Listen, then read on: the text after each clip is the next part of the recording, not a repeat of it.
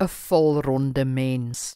Lukas 2 vers 52 sê, en Jesus het verstandelik en liggaamlik gegroei en in guns by God en die mense toegeneem.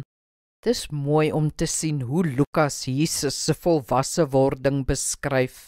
Hy sê Jesus groei liggaamlik, dit is fisies, verstandelik, psigies, in guns by God, dit is geestelik, en by mense, sosiaal.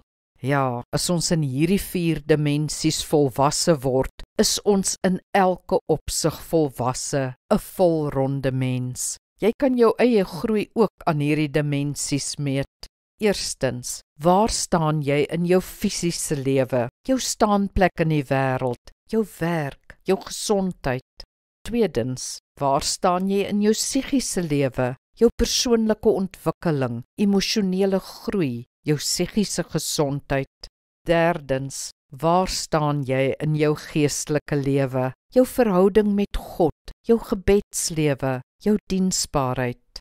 En vierdens, waar staan jy in jou sosiale lewe, jou verhoudings, jou familie, jou geliefdes? Skryf jou antwoorde neer en werk dan aktief aan elkeen van hierdie 4 dimensies. Dis belangrik om steeds te bly groei, steeds meer volwasse te word. Word wat jy kan word.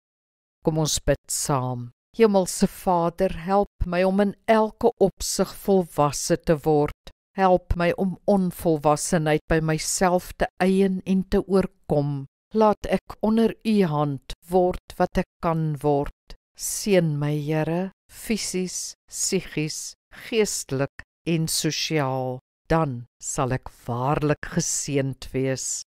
Amen. Die Here seën jou.